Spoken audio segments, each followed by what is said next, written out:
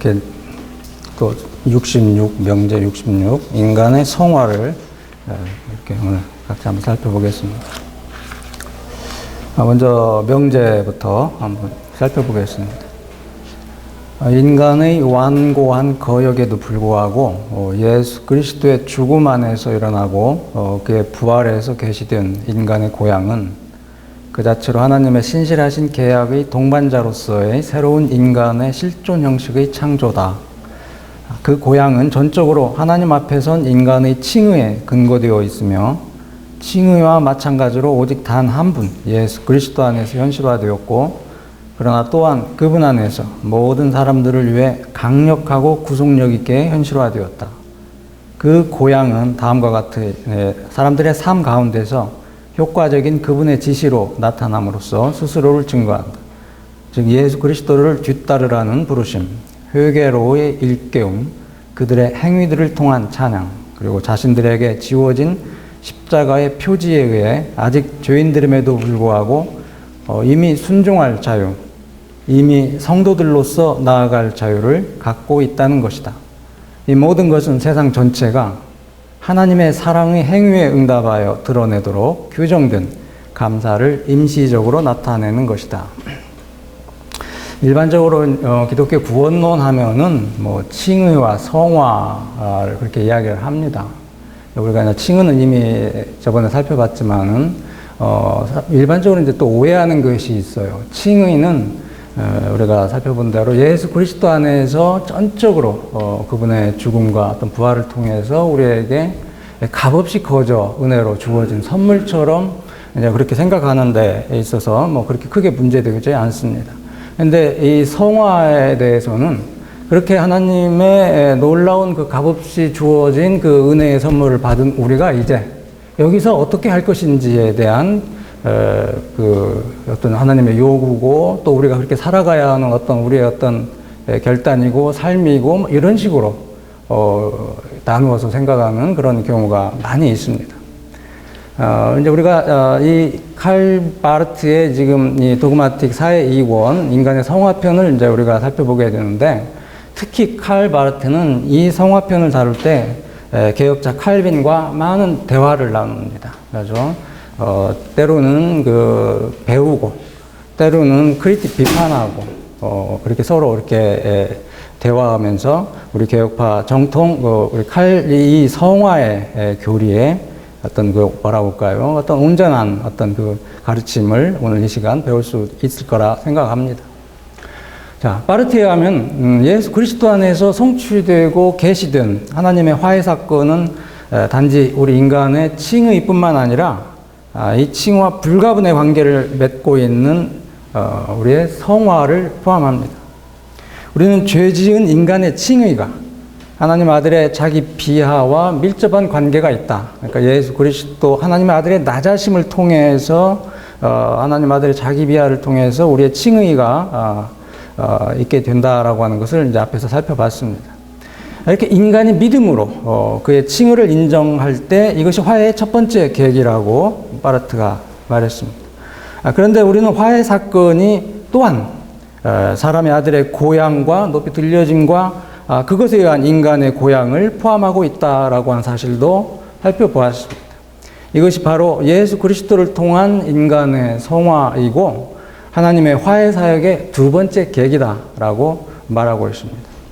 바르트는 구약 성경 예레미야 31장 33절의 말씀, 나는 너희의 하나님이 되리라 라는 하나님의 약속은 인간의 칭의를 말해주고, 뒤이어지는 너희는 내 백성이 되리라 라고 하는 약속은 인간의 성화를 의미한다라고 보고 있습니다. 바르트는 이 성화론을 본격적으로 전개하기 전에 우선 칭의와 성화 사이의 관계부터 분명하게 밝히고 있습니다. 이것은 칭의와 성화가 한 분 예수 그리스도 안에서 일어난 단 하나이고 같은 구원의 사건에 다른 두 가지 형식들이기 때문에 그것들을 서로 혼동하지 않기 위해서, 또는 다른 하나에 종속시키거나 해소시키지 않는 그런 오류를 범하지 않기 위해서 반드시 필요한 절차다라고 말하고 있습니다. 우리가 아까 칼빈을 이야기했습니다만은 이 칼빈 역시 지금 바르트가 말하고 있는 바와 같이 이 칭의와 성화는 예수 그리스도 안에서 단번에 동시에 일어나는 것으로 주장하고 있습니다. 기독교 강요를 한번 보시기 바랍니다.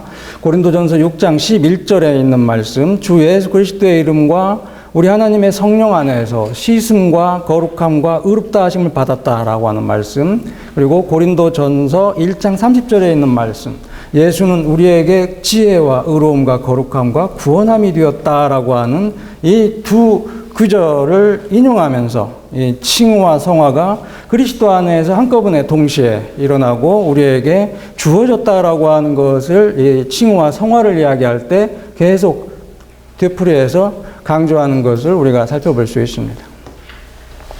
자, 우선 이제 칭의와 성화 그 사이의 그 관계부터 칼 바르트가 어떻게 이야기하는지 먼저 살펴보겠습니다.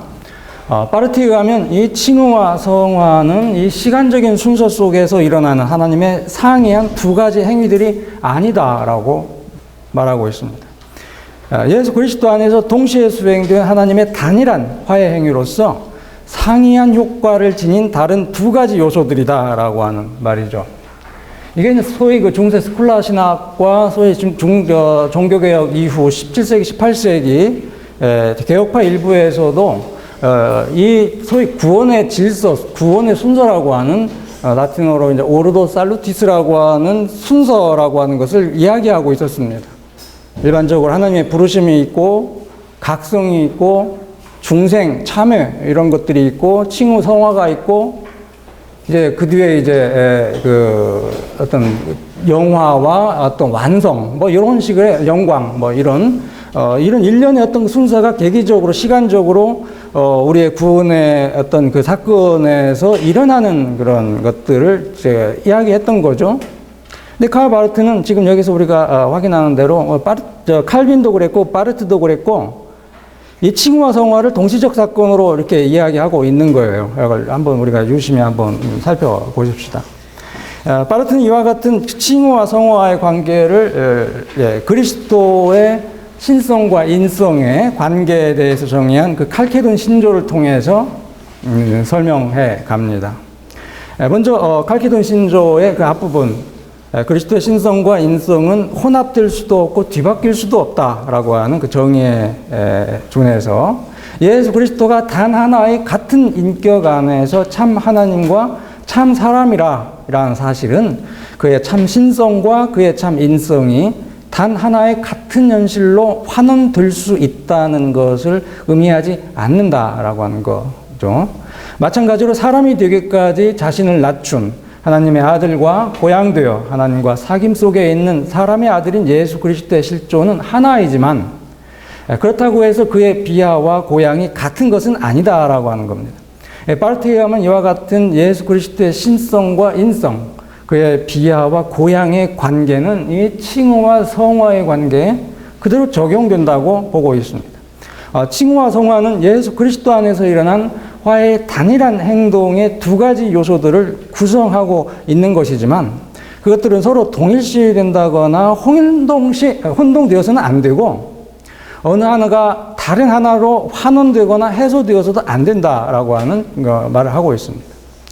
바르트는 만약 이 둘이 혼동되거나 동일시될 때 한쪽이 어느 한쪽으로 환원되거나 넘어갈 때는 언제나 카톨릭적인 오류 혹은 반율법주의적 은혜론의 오류에 떨어질 뿐이다라고 하는 그 비판을 가하고 있습니다. 인용 부분 보십시다. 성화는 칭의가 아니고 그것에 융합되지 않는다. 두 가지가 확고하게 서로에게 속할지라도 전자는 후자에 의해 설명될 수 없다.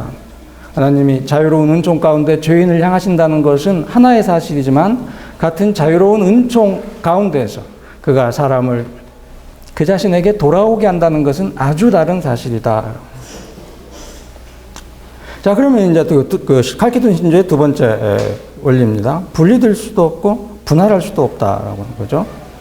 바르트는 칭의와 성화가 예수 그리스도 안에서 동시적으로 성취된 한 분 하나님의 하나의 은혜의 행위다라고 하는 점에서 이 양자의 긴밀한 관계를 강조합니다.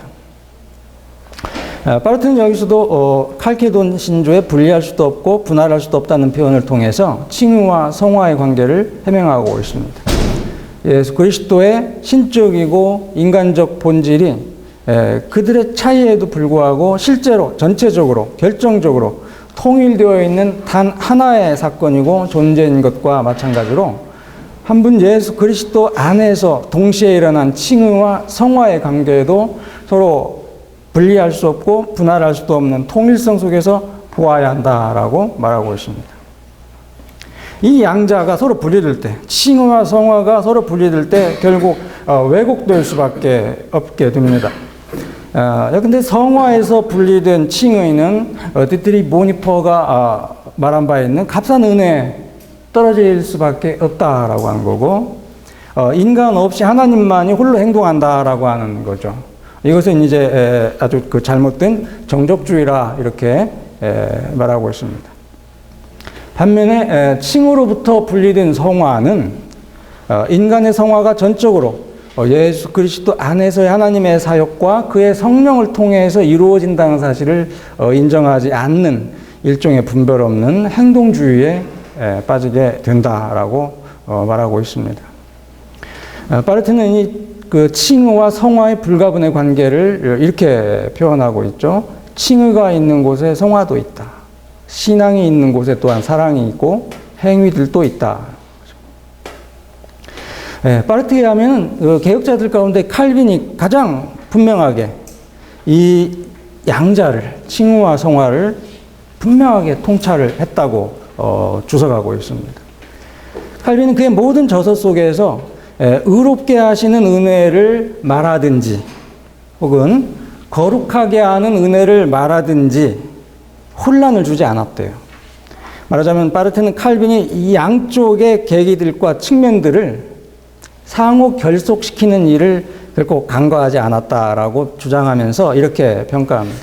칼빈이 칭의의 근거에서 새롭게 든 삶을 강조한 것이야말로 바로 특별히 칼빈적인 것이다 라고 평가하고 있습니다. 세 번째, 칭의와 성화의 상호질서. 이렇게 칭의와 성화는 뭐 혼합될 수도 없고 뒤바뀔 수도 없고 분리할 수도 없고 분할할 수도 없는 그런 관계 속에 있는데, 그럼 어떤 질서 속에 있을까라고 하는 그 이야기를 합니다.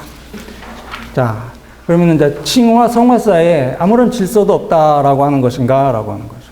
이 앞서 밝힌 바와 같이 칭의와 성화는 모두 예수 그리스도 안에서 일어난 일, 예수 그리스도의 비하와 고향 안에서의 하나님의 한 행동을 통해서 일어난 것이기 때문에 어느 하나가 다른 것에 의해서 시간적인 우위나 인간 내면의 심리적인 순서를 갖지 않는다라고 하는 거예요. 어느 하나가 어느 하나에 대해서 어떤 우월하거나 열등한 그런 순서가 없다라고 하는 겁니다. 예수 그리스도 안에서 하나님에 의해 성취된 구원의 행위의 동시성은 시간의 범주 속에서 일련의 사건들로 분해될 수 없다. 그 때문에 그 행동은 심리화될 수도 없다라고 합니다. 만약에 이제 이것이 분리되어 버리면은 그리스도론과 구원론이 이렇게 분리되어 버린다라고 하는 그런 그 주의도 바르트가 우리에게 주고 있습니다. 그리스도가 하신 일과 우리 안에 어떤 구원론, 그냥 그리스도론과 구원론이 하나가 아니라 이렇게 분리되어 버린다라고 하는 거죠. 자, 근데 이제 우선 그 바르트는 내용적인 질서에 대한 이야기를 하기 시작합니다. 하나님의 화해 사건의 전체적인 구조에서 보면 칭의가 우선권을 갖습니다. 곧 인간이 그분의 제자로서의 삶, 이 성화를 살 수 있는 가능성을 갖게 되는 것은 예수 그리스도를 통한 하나님의 죄의 용서와 이 예수 그리스도 안에서 선포된 하나님의 은혜로운 심판, 이 칭의를 받아들이는 것에 근거하기 때문이다라고 하는 거죠. 이런 내용적인 측면, 여기 그 화해 사건에 있어서는 칭의가 앞서는 사건이다라고 하는 거죠. 그러나 화해 사건의 의도에서 보면은 성화가 화해의 목적이다라고 하는 말을 하면서, 그렇기 때문에 성화가 화해의 목적이라는 점에서 그 성화는 칭의의 상위 질서이고 첫째의 것이다라고 말하기도 합니다. 그러니까 이 칭의와 성화는 둘 다 상위 질서이고 둘 다 하위 질서다라고 말하고 있습니다. 예, 이와 같이 칭의와 성화의 관계를 규명하고 본격적으로 이제 성화론을 전개하기 시작을 합니다. 파르트의 전개 방식을 쭉 따라가면서 한번 살펴봅시다. 자, 두 번째, 거룩한 분과 거룩하게 된 자들. 자, 신약을 보면은 우리 인간의 성화는 히브리서 2장 11절 말씀. 거룩하게 하시는 예수 그리스도가 자신의 몸을 단번에 희생의 제물로 바침으로써 성취되었습니다.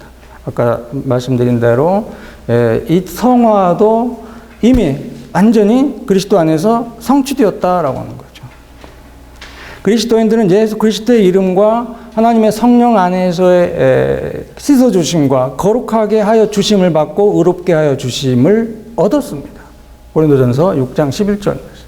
그러나 그것은 예수 그리스도가 우리를 대신해서 우리를 위해서 성취한 것이기 때문에 우리는 우리 자신의 성화의 완성을 위해 아무런 공헌을 할 수 없다.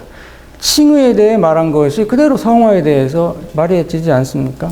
우리가 우리의 의롭게 됨을 위해서, 의인을 위해서, 칭의를 위해서 아무것도 한 바 없듯이 성화도 마찬가지로 성화 자체도 아무런 공헌을 할 수 없다라고 하는 거죠. 우리에게 자기 칭의가 요청되지 않듯이 자기 성화도 요청되지 않는다. 우리의 성화는 예수 그리스도의 은총의 효력과 계시유의 근거에서 그의 거룩함에 우리가 참여하는 거다라고 말합니다. 그렇기 때문에 본래적으로 그리고 마땅히 인간의 거룩함은 유일한 참 사람이신 예수 그리스도의 거룩함을 말하고 인간의 성화는 그의 거룩함에 참여하는 것으로 이루어진다. 그리스도의 참여, 그걸 지금 이야기하고 있습니다. 칼빈 역시도 기독교 강의 제3권 성령론이 바로 그리스도의 은혜의 혜택을 받는 길을 이야기하고 있는 거거든요. 그러니까 제3권의 그 전체 주제를 요약하면은 그리스도의 참여로 압축할 수 있어요. 그러니까 이 구원론이라고 하는 거, 이 성령론이 바로 구원론을 지금 이야기하고 있는 건데 그리스도가 하신 그 은혜를 우리가 어떻게 그 은혜에 참여하여 누리게 되는지를 이제 그 기독교 강의에서 칼빈이 말하고 있는데 파르트도 지금 바로 이 그리스도의 참여라고 하는 말을 가지고 칼빈과 여기서 심각하게 대화합니다. 여기서 제가 이제 이 글을 읽으면서 아주 조금 조심스러운 부분들 제가 이제 이렇게 발견했는데 이건 제가 본 것이 정확한 것이 아닐 수도 있어서 지금 말하기는 좀 조심스러워요. 제가 칼빈을 읽고 기독교 강의를 계속 지금 강요를 가르치면서 굉장히 기독교 강의를 열심히 읽었어요. 그리고 작년부터는 저 이제 연구소에서 기독교 강요 강독을 하면서 목회자들과 함께 전체를 다시 한번 쭉 읽어오면서 그 예정론의 부분도 다시 한번 바라볼 수 있었는데 파르트가 여기에서 칼빈을 비판하면서 하는 그 이야기들 분명히 그 파르트가 2의 이권 선택론에서 분명히 언급했던 그런 것들이에요. 근데 아무튼 이 지금 4의 이권 성화의 주제를 다루고 여기에서 그리스도의 참여를 다룰 때 이 부분, 구별되는 것을 이야기하면서 칼빈의 예정론을 비판하고 있는 그런 상당히 풍성한 각주가 있거든요.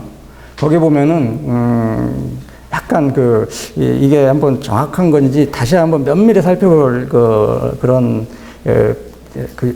뭔가 이렇게 도전 그런 것을 제가 느꼈는데, 이 파르티에 가면 칼빈이 그리스도께서는 소위 선택되지 않은 사람들을 위해서는 죽지 않았다라고 하는 말을 해요. 칼빈이 말하기를, 제가 이제 기독교 강의를 볼 때, 칼빈의 예정론은 제가 새삼 발견한 것은 전에도 한번 말씀드린 경우가 있을 겁니다. 하나님의 은혜의 섭리, 하나님의 구원의 어떤 뭐라고 할까, 예정론으로 그걸 칼빈은 이야기하고 있는 거예요. 나의 어떤 구원의 주체이신 하나님, 은혜의 사건이에요. 선택이죠. 파르트가 말하려고 하는 것과 거의 동일한 것을 칼빈이 말하고 있어요. 근데 이제 칼빈은 텍스트에 제한이 되어 있는 거죠. 성경의 텍스트. 그리고 그 칼 바르트는 좀 다른 텍스트를 가지고 이제 그 상황이라고 하는 것 속에서 다시 한번 해석하려고 하고, 그래서 좀 같은 것을 말하려고 하는데 좀 서로 이렇게 뭔가 이렇게 바르트가 생각하는 것처럼 이 정말 그리스도가 우리가 바르트가 말하기를 바로 그리스도 안에서의 어떤 그 선택과 그 육이 아닙니까? 근데 이 칼빈이 말하려고 하는 것도 에베소서 1장 4절 이하 태초에 모든 것이 만들어지기도 전에 그리스도 안에서의 그 선택의 그 어떤 사건을 이야기하는 바울의 본문을 예정론의 아주 특징적인 본문으로 채택하고 있어요. 그렇기 때문에 성경이 말하고 있는 그 소위 선택과 유기, 그걸 담담하게 성경이 진술하는 대로 말할 수밖에 없었고, 그러나 그의 온통 관심은 믿는 자들은 그리스도 안에서 버림받지 않았다라고 하는 사실에 대한 아주 독특한 그런 강조를 계속하고 있는 겁니다. 신앙 문답부터 기독교 경험 끝까지. 그런 부분은 우리 바르트로 하여금 다시 한번 설명해 달라고 하고 싶어요. 그래서 이게 어떤 논쟁에 대한 어떤 이역의 거룩한 부분과 거룩하게 된 자들 속에서 일부 그 다루어지는 이 갈빈과 바르트의 어떤 그 대화에 있어서 약간 그 조금 제가 그 본 것과 다른 그 이야기를 이제 바르트가 하는 부분이 이제 있었습니다. 그래서 그 부분은 제가 제외시켰습니다. 그래서 저는 칼빈의 콜렉티브 개념으로 이해를 했던 칼빈은 집단으로 이야기를 합니다. 전체, 만인을 위하여서 그리스도께서는 성경에서 진술하는 대로 모든 일을 위한 그 죽으심을 그리스도께서 죽으셨어요. 그러고 세부적인 부분에 들어가서는 이제 그 하나님의 선택과 어떤 그 유기를 이야기하면서 선택된 자들과 유기된 자들에 대한 이야기를 또 이야기를 하는 겁니다. 그 성경이 이렇게 진술하고 있기 때문에 그렇게 쓰는 거죠. 근데 믿는 자들에 대해서 온통 그 믿는 자들에 대한 그 관심의 초점은 내가 선택받았냐, 내가 유기됐는지에 대한 그런 무익한 그 생각, 사변, 그에 빠지지 말라라고 하는 그런 권면과 함께 그리스도를 믿는 자들은 그리스도에 접붙임 받은 자들이다라고 하는 목회적인 위로로서 그의 어떤 그 예정에 대한 논의가 그렇게 서술돼요. 핵심이 그렇게 전개가 됩니다. 바르트는 이어서 하겠습니다. 여기서 소위 법적으로 일어난 성화와 그 실제로 일어난 성화를 구별합니다. 그리스도 안에서 법적으로는 온 세상과 각 개인이 이미 화해되고 의롭다는 인정을 받고 성화가 되었습니다. 그러나 실제로는 다만 믿음에 의해서만 파악되고 인식되고 고백될 뿐이고, 이 실제적인 성화는 하나님이 하나님을 위해 존재하고 섬기는 하나님 백성을 초성하는 것에 의해서 일어나는 거죠. 또 이제 주관적, 객관적 화해, 주관적 화해 뭐 이렇게 나눠서 이렇게 말하기도 하고 그렇죠. 자, 그럼 구체적으로 성화가 어떻게 일어나는가 하는 거죠. 바르트에 하면 그것은 하나님의 지시가 주어지고 받아들여지는 데서 일어난다고 말합니다. 예수 그리스도는 그의 성령의 활력을 주는 능력 안에서 성도들에게 이루고 관계합니다. 이 행동 안에서 그는 그들에게 자신을 계시하고 알리고 그들을 그의 지시 아래 두고 그의 거룩함의 증인들로서 주장합니다. 하나님의 지시를 주고받은과 함께 아직 죄인들로 있는 성도들은 실제로 성도들이 아닌 모든 자들로부터 구별됩니다. 그들의 구별 혹은 거룩함은 무엇이겠습니까? 바르트는 두 가지를 말하죠. 우선 부정적으로 말합니다. 그것은 죄인들로서 그들의 존재가 혼란 속에 있다라고 하는 것을 말한다는 겁니다. 하나님의 지시는 인간의 죄된 행위가 극복하기 어려운 효과적인 부정입니다. 그 앞에서 인간은 더 이상 예전에 자기 만족적이고 자신만만한 죄인일 수가 없게 되었습니다. 죄는 어떤 의미에서는 그의 인격 안에 억류되어 있습니다. 이것은 이미 참된 변화이기는 합니다. 그러나 하나님의 지시는 단지 인간의 의지와 행동만이 아니라 그의 존재 전체를 혼란시킵니다. 이 부정적인 관점에서 성도들은 죄인들로서의 그들의 존재 자체가 예수 그리스도 안에서 그것을 제한하는 현실에 의해 압도적으로 상대화되고 구석으로 내몰리고 모든 근거를 빼앗기고 옛것이 되었다라고 하는 것을 아는 자들입니다. 이게 바로 성도들이 믿지 않는 자들과 어떤 그 차별을 이렇게 드러내게 되는 거죠. 자, 긍정적으로 구별은 거룩함이라고 하는 것은 죄인들로서 그들의 존재가 현실적으로 변화되었다라고 하는 걸 의미합니다. 이 변화는 인간 자신의 행위로 나타납니다. 그러한 것으로서 그것은 그의 다른 모든 행위들과 다른 모든 사람들의 행위들과 비슷합니다. 그것은 죄된 겁니다. 그러나 정확히 하나님이 그것을 완전한 것으로 받아들이고 거룩하게 만들었기 때문에 그것이 사람의 아들의 고향을 선언하고 반영하고 증거하고 상응한다고 말해줄 수 있습니다. 이 부분은 행위들의 찬양에서 다시 한번 논의가 됩니다. 우리들의 어떤 행위가 어떻게 하나님으로부터 인정받고 다른 사람들의 죄된 행위와 이게 구별될 수 있는 그런 행위인지 이게 이제 다시 언급이 됩니다. 자, 그들이 바라보는 오직 그분만이 그들의 행위에서 그 자체로는 결코 자유로울 수 없는 의심스럽고 미심쩍은 것을 제거해 준다. 그분만이 마치 그것이 완전한 것이긴 한 것처럼 받아들이고 그러므로 그것을 계속적으로 의롭게 하면서 그것을 거룩하게 한다. 자, 거룩하게 된 자들이고 성도이지만 여전히 죄인이고 그들의 행동은 아직 나태의 죄의 흔적을 지니고 있고 따라서 죄의 용서와 칭의를 필요로 합니다. 그런데 오직 주님만을 바라보고 그를 향해 일어서는 운동에서 그들의 존재가 주님의 존재와 상응하게 된다. 좀 긴 부분 인용했습니다.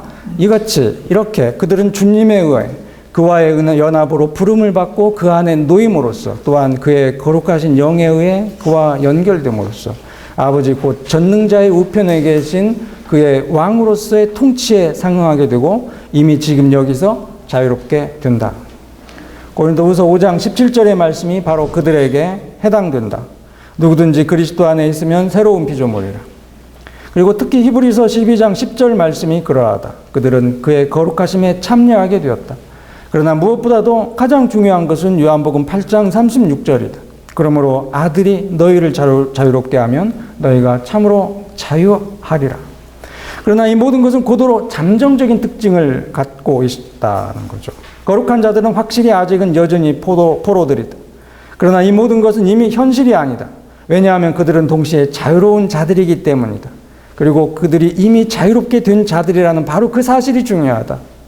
그들이 아직 포로라는 것, 이것은 물론 사실이지만 중요하진 않다. 속박됨은 그들 뒤에 있고 자유는 그들 앞에 있다. 그리고 이 모든 것은 그들이 거룩한 분과 갖는 교제 속에서 일어난다. 이 모든 것은 그들이 그에 의해 부르심을 받았다는 사실에 있다. 너희는 내가 일러준 말로 이미 깨끗해졌다.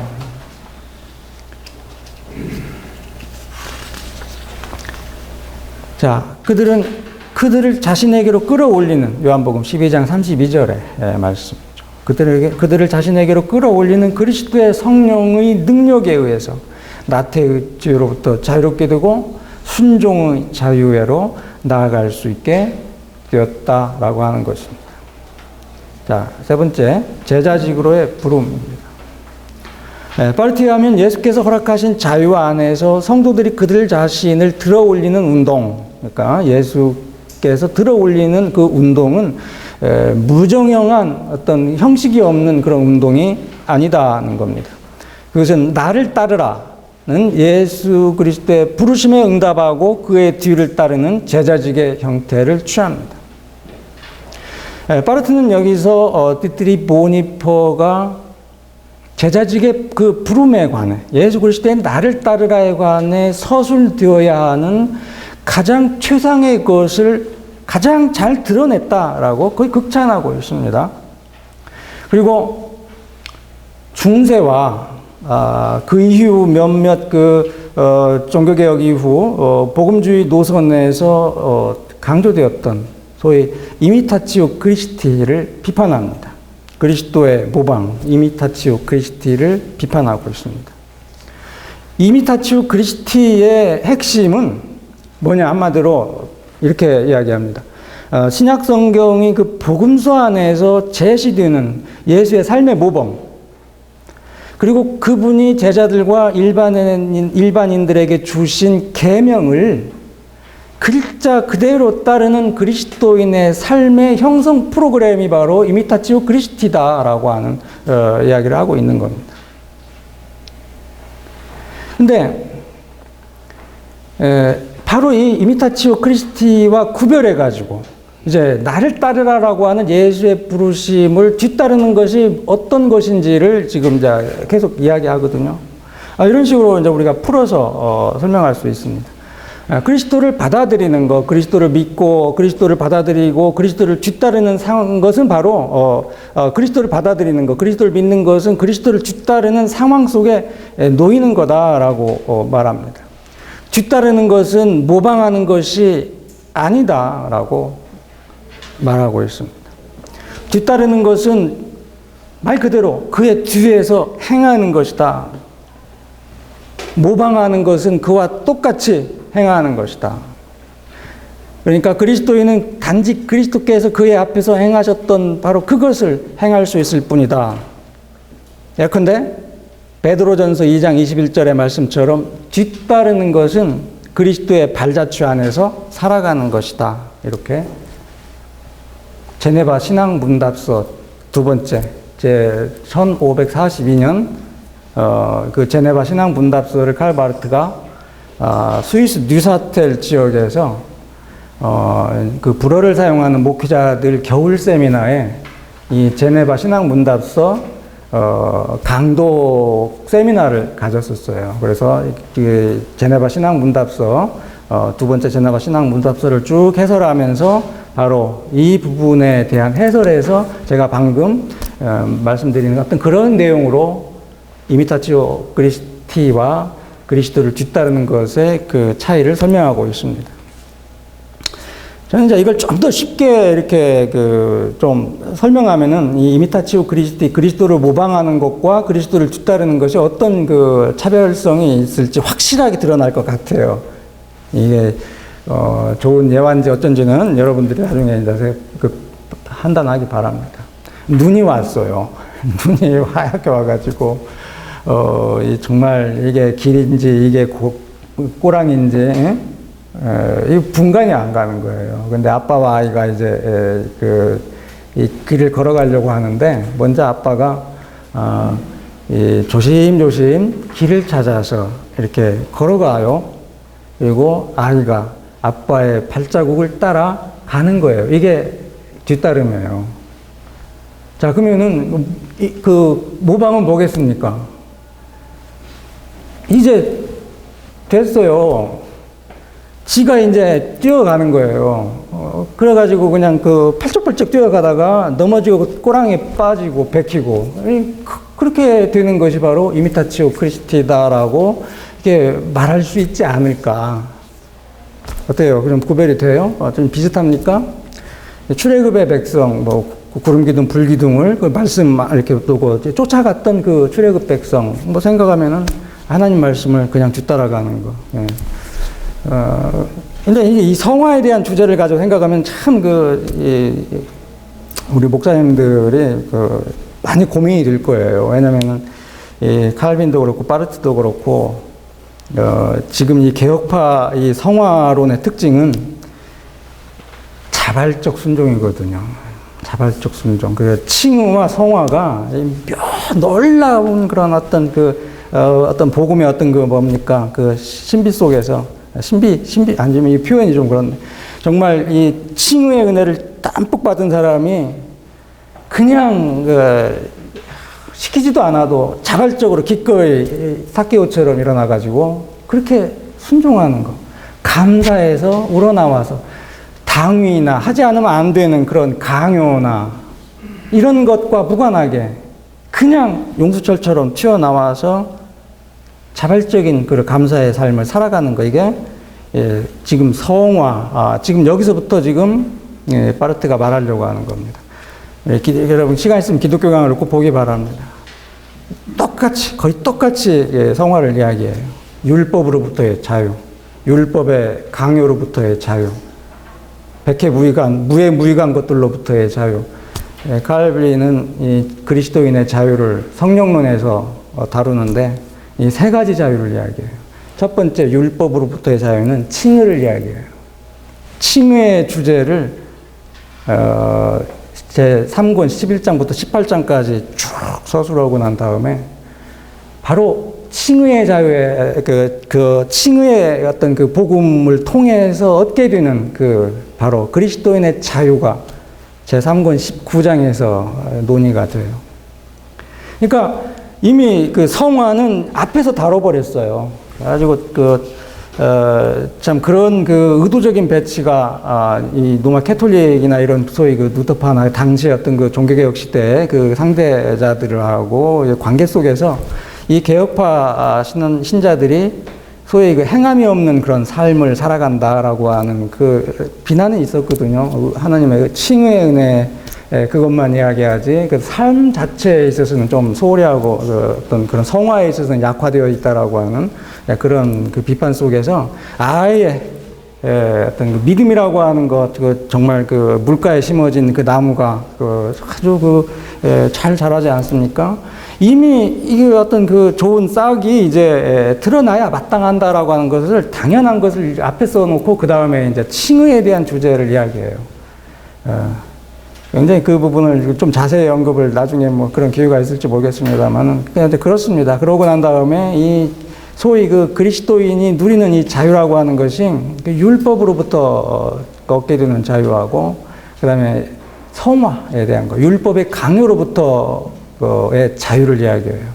그러니까 바로 정말 칭의받은 자가 정말 너무나 감사해서 저절로 기꺼이 자발적으로 그러한 삶을 살아가는 그 자발적 순종이 이제 두 번째 자유에서 언급이 됩니다. 자, 다시 돌아와서요. 자, 이 파르트는 이 나를 따르라라고 하는 그리스도의 부르심을 이제 네 단계로 나눠 설명합니다. 첫 번째, 제자지게로의 부르심은 예수가 우리를 거룩하게 하고 이 세상에서 그의 증인으로 살기 위해서 그 자신을 우리에게 계시하면서 말을 거는 부르심의 특별한 형식이다라고 하면서 이 나를 따르라는 예수의 부르심은 예수의 계명이다 이렇게 말합니다.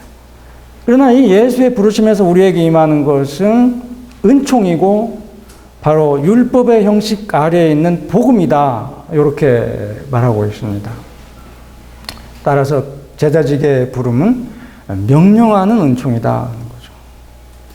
자, 두 번째, 제자지게의 부름은 우리를 불러서 그리스도에 대한 어떤 이념이나 어떤 그리스도론이나 어떤 그리스도 중심적인 어떤 신학이 아니라 예수 그리스도의 인격과 결속시킨다는 거죠. 그러므로 예수를 따른다는 것은 어떤 계획이나 이념이나 법칙을 인식하고 채택하고 혹은 그와 비슷한 어떤 것을 실현하고자 하는 것과 아무런 관련이 없다고 말합니다. 마찬가지로 그를 따르는 것은 개인이나 사회적 삶의 변혁을 위한 어떤 도식이나 규칙의 실행과도 관계하지 않는다. 단순히 예수는 순종의 형식을 띈 신앙을 요구하고 이것이 제자직의 부름의 내용을 특징 짓고 그분과 우리를 하나로 연결 짓는 거다라고 말합니다.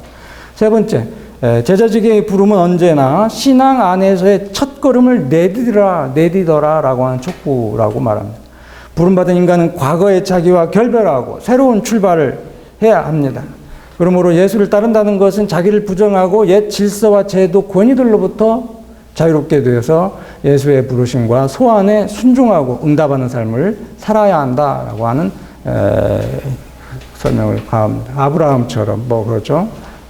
옛 것과 단절하고 자유롭게 되고 칼바르트의 그 마지막 그 정말 그 뚜르나이젠과 전화통화하고 그 다음날 이제 그 침상에서 돌아가시지 않습니까? 이제 바로 이제 그 마지막 그 증언이라고 한 책자로 정면 박사가 번역을 했는데 바로 거기에서 바로 이 전환 이 지금 세 번째 여기 항목에서 말하고 있는 것이 정말 아름다운 그 몇 마디로 이렇게 표현됐는데 떨쳐 일어나 방향을 전환하고 고백하는 이 아주 그 다이나믹한 어떤 그런 신앙 고백적인 그런 그 용어로 이렇게 표현이 돼요. 떨쳐 일어나. 떨쳐 일어나. 앉은 자리에서 어떤 기존의 어떤 삶의 방식에서 뿌리치고 떨쳐 일어나서 이제까지와 어떤 그 삶의 방향과 반대되는 돌아서서 떨쳐 일어나 방향을 전환하고 내가 아니라 이제 그리스도가 나의 주다라고 고백하는 행위 이게 바로 회개다. 뭐 그렇게 캐톨릭과 개신교도들 양쪽 그 청중을 대상으로 하는 그 설교를 준비하다가 마무리 짓지 못하고 이제 부르심을 받았어요. 아무튼 그러한 그 정말 지금까지 했던 삶의 모든 것과 이렇게 과감하게 결별하고 새롭게 그리스도의 그 부르심을 따르는 행위가 세 번째 지금 말하고자 하는 것이고요. 네 번째 제자직의 그 부름은 또 다른 그 단절을 불러일으킵니다. 예수를 따르라는 부름에서는 하나님 나라 곧 인간 예수 현존에서 이미 선포되고 이미 실현되었던 이 세상 모든 나라들과 맞서고 대립하면서 모든 기존의 질서, 삶의 규칙들과 역사의 세력들을 깨트리는 하나님의 혁명이 계시된다는 거죠. 이미 하나님의 혁명에 대한 이 용어는 들었을 겁니다. 요약하면 이 하나님의 혁명이 이제 로마서에서도 나옵니까? 교회학 전체, 특히 4권에서 언급되는 이 하나님의 혁명은 예수 그리스도 안에서 일어난 하나님과 세상의 그 화해의 그 특징을 완전하게 드러내는 가장 강력한 그 표현이다. 뭐 그렇게 설명할 수 있을 것 같아요. 그러므로 이제 하나님 그리스도의 부르심을 받은 자는 기존의 모든 질서나 제도나 가치에 순응해서는 안 되고 필연적으로 하나님이 예수 그리스도 안에서 성취하신 이 화해의 사실의 증인이 되어야 한다. 이게 제자직의 부름의 넷째 단계입니다. 자, 그럼 네 번째 이제 회개의 촉구입니다. 빠르게 하면 이 제자직은 이제 전환을 위한 각성에 의해서 실현이 됩니다. 그리스도인들은 나타나는 죽음의 잠에서 깨어난 사람들입니다. 그러나 그들은 하나님이 일깨워 주셨기 때문에 깨어 있는 겁니다. 스스로 깨어날 수 없습니다. 인간을 이 전환의 운동으로 이끄는 것은 바로 이 각성입니다. 각성. 나태한 인간은 각성을 통해 바로 일어서고 하나님을 향해 돌아서서 제자직을 실현하게 됩니다. 재미난 것은 이제 이 바르트가 예수 그리스도의 부활도 두 종류로 설명하고 있지 않습니까?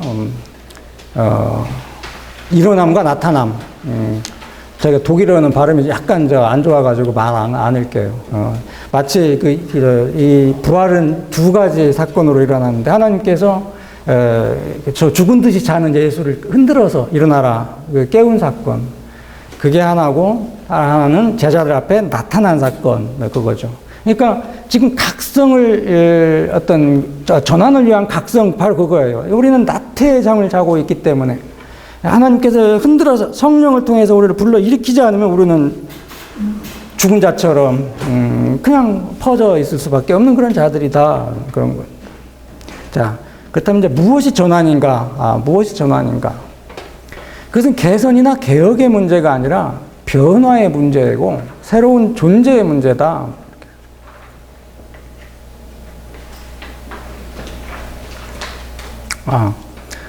제가 이제 하나 노트한 것 제가 이제 하나 더 언급하고 넘어가겠습니다. 바로 이제 바르트가 바로 이 전환에 대한 이야기 하면서, 마가복음 10장 23절 이하에 나오는 어떤 부자 청년 이야기를 끄집어와요. 이 부자 청년이 예수님과 어떻게 영생을 얻을 수 있겠습니까? 논쟁하지 않습니까? 이렇게 했습니다. 저렇게 했습니다. 마지막에 예수께서 그에게 뭐라 합니까? 네가 가진 모든 것을 이웃에게 가난한 자에게 나눠주라 하니까 울상을 지으며 돌아갔다 하면서 이제 그가 부자였기 때문이다라고 이제 그런 이야기가 이제 나오고, 제자들이 이제 그가 부자였기 때문에 그럴 수밖에 없다면은, 그리고 또 예수께서 거기에 대해서 부자가 하늘나라 들어가는 건 낙타가 하늘나라 바늘구멍 들어가는 것보다 더 어렵다라고 하니까 세상이 그러면 누가 들어갈 수 있겠습니까? 라고 이제 제자들이 묻죠. 그러나 예수께서 이어서 하신 말씀이 바로 이 말씀입니다. 사람으로는 할 수 없으되 하나님으로는 그렇지 아니하니 하나님으로서는 다 하실 수 있다. 바로 이 하나님께 있어서만 가능한 것이 여기서 이제 문제 된다라고 하는 거죠. 우리 이 낙태, 게으른 정말 더럽고 불결하고 추한 이 죄된 이 사람들을 각성시켜서 흔들어서 일어나라라고 에스겔 굴짝에 뼈에 해골에 생기를 불어 넣어주는 어떤 성령의 역사, 이것이 필요하다라고 하는 거죠. 자, 개혁의 문제, 개선의 문제가 아니라 변화의 문제고 새로운 존재의 문제다. 그것은 뒤돌아서는 것이고 반대 방향을 향해 나아가는 걸 뜻한다. 예, 파르트에 하면 이 전환은 강력한 정지, 전진, 이 명령에 의해서 이루어집니다. 한 인간에게 동시에 정지와 전진이라는 명령이 내려집니다. 한편에 옛 인간에게는 정지가, 다른 한편에 그에게는 전혀 다른 방향, 곧 하나님을 향해 나아가라는 명령이 내려집니다.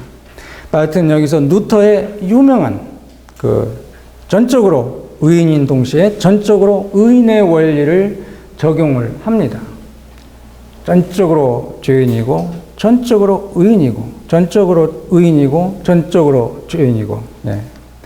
그런데 파르트가 여기서 보다 더 강조하는 것은 칼빈이 기독교 강요 제3권 7장 1절에서 성화를 이제 써나갈 때 칼빈이 주장한 바 있는 우리는 우리 자신의 것이 아니라 하나님의 것이다. 우리는 우리 자신의 것이 아니라 주님의 것이다 라고 하는 표현을 여기서 파르트가 그대로 인용합니다.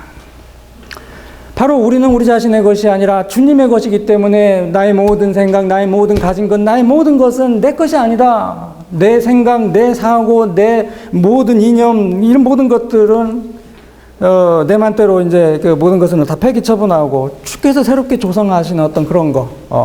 그래서 우리의 이성이나 우리의 의지가 우리의 계획과 행동을 지배하지 못하게 하라라고 하는 말을 이제 칼빈이 말하면서 고린도 후서 10장 5절에 있는 말씀, 이건 참고하는 말씀으로 한번 기록하기 바랍니다. 고린도 후서 10장 5절 말씀이 이제 바울이 이런 이야기를 하죠. 하나님을 아는 지식을 가로막는 모든 교만을 쳐부수고 모든 생각을 사로잡아서 그리스도께 복종시킵시다. 바로 이러한 지금 성구는 이 칼빈이 인용을 하지 않지만 저는 이 성구를 생각하고 있었을 것이다 생각을 해요. 바로 그렇기 때문에 자기 이성의 지배권을 빼앗아 성령께 드리자 칼빈이 이야기를 하고 있습니다.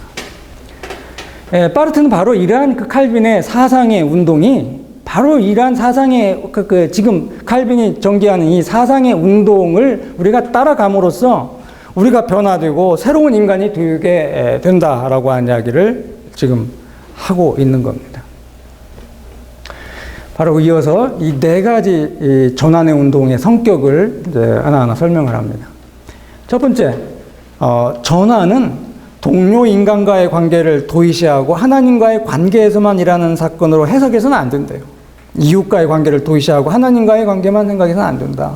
전환이라고 하는 것은 인간사의 모든 관계, 정치, 경제, 사회 등의 모든 분야에서 일어나는 전인적 전환이다. 두 번째, 인간의 전환은 순전히 내적이나 혹은 순전히 외적인 새로운 활동 속에서 실현되지 않아요. 전환은 인간의 마음, 생각, 의지의 문제일 뿐만 아니라 거기서 비롯되는 일체의 인간의 행위와 태도들의 문제다.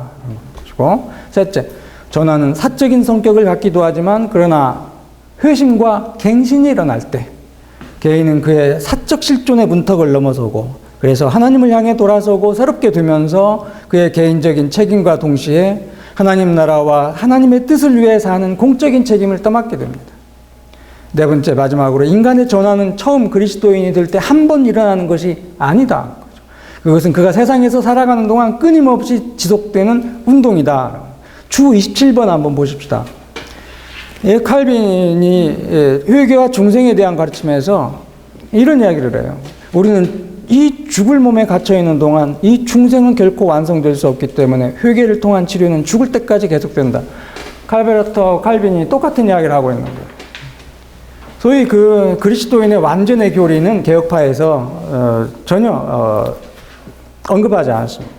우리는 죽을 때까지 부족하고 이렇게 끝까지 죽을 때까지 이 죽을 몸에 갇혀 있는 동안 칼빈이 이야기하는 것처럼 중생은 완성되지 않아요.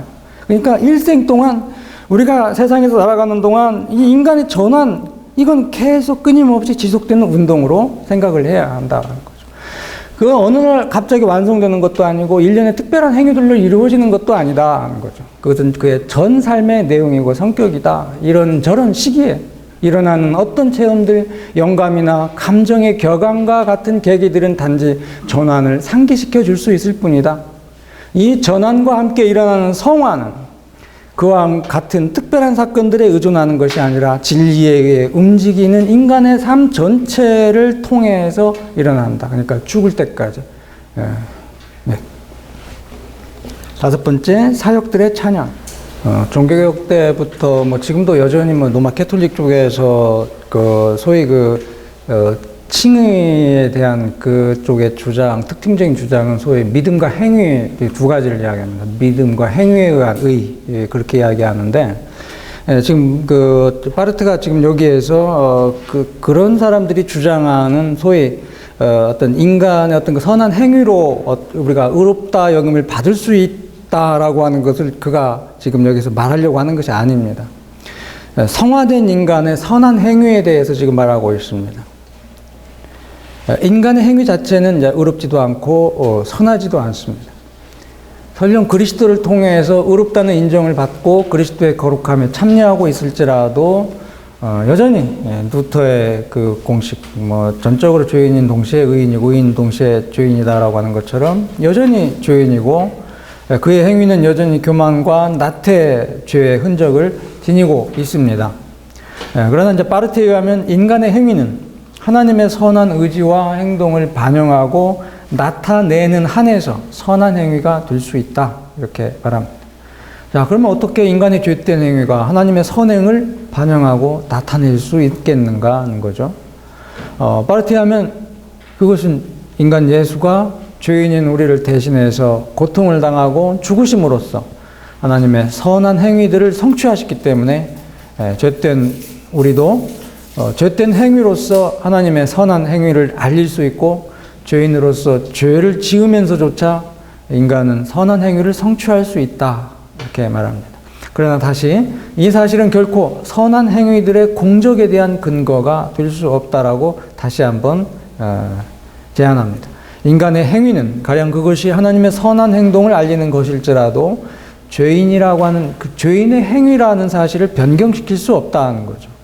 오직 하나님의 선한 행위만이 인간의 선한 행위를 가능하게 하고 그로써 인간은 그의 죄된 행위로서 인간의 선한 행위를 증언하고 하나님의 행위 자체에 참여할 수 있다고 말합니다. 자, 그러나 하나님의 선한 행위를 알리고 그리스도의 복음을 선포하는 자들이 그렇다고 다른 인간들보다 더 선한 것도 아니다고 말합니다. 그들도 다른 자들과 마찬가지로 죄인이기 때문이죠. 그러므로 그들을 다른 자들로부터 구별하는 것은 그들이 하나님 앞에서 죄인들이 아니다는 것도 아니고 그들의 행위가 선하고 죄에 물들지 않았다는 것도 아니다라고 하는 겁니다.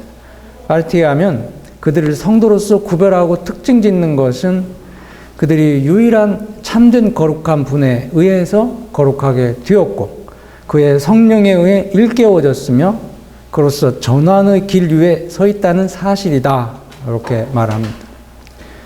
바로 그들이 그러한 자로서 존재하는 한에서 그들의 행위는 하나님에 의해서 그분을 섬기는데 사용이 되고 그것들은 선한 행위들이 되고 하나님의 동역자가 될 수 있다. 이렇게 말을 합니다. 그러니까 이제 칼빈도 이런 이야기를 이제 하고 있거든요. 바로 이제 이 제네바 신앙문답서 이제 제 두 번째 신앙문답서 그 질문 225항을 보면은 이제 이런 이야기를 합니다. 믿는 자들은 이제 그리스도 안에서 순종하는 성향이 이제 이렇게 생겨요. 아까도 이제 그런 이야기를 좀 했습니다만 어떻게 이제 그런 일들이 가능하냐면은 그리스도는 그의 완전한 순종에 의해서 율법의 요구들을 다 성취하셨습니다. 예수께서 완전한 순종하심으로 율법의 요구를 다 성취했어요. 그와 같이 그리스도 안에 있는 사람에게는 이 그리스도를 따라서 순종하려는 의지로 족하게 된다고 말합니다. 그래서 만약 우리가 믿음으로 그리스도와 연합된다면 율법에 규정된 것에 우리의 생활을 일치시키려고 노력하기만 하면 충분하다. 이런 이야기를 칼빈이 해요. 왜냐하면 우리가 완전에 도달하기까지에는, 우리가 완전에까지 도달하기에는 어림도 없지만, 우리는 죽어도 깨나도 완전에 이를 수 없어요. 어림도 없지만 주님께서는 결단코 그 부족함을 우리에게 돌리지 않기 때문이다. 이런 이야기를 그 제네바 신앙문답에서 이제 칼빈이 하는 겁니다. 바로 그렇기 때문에 정말 이 그리스도를 믿는 자들의 그 삶이 부족하지만 그 순종하려는 그 의지, 하나님의 그 놀라운 은혜에 감사하여 무언가 이렇게 하려고 하는 그 순종하려고 하는 어떤 성향, 이것만 있으면 족하다라고 합니다.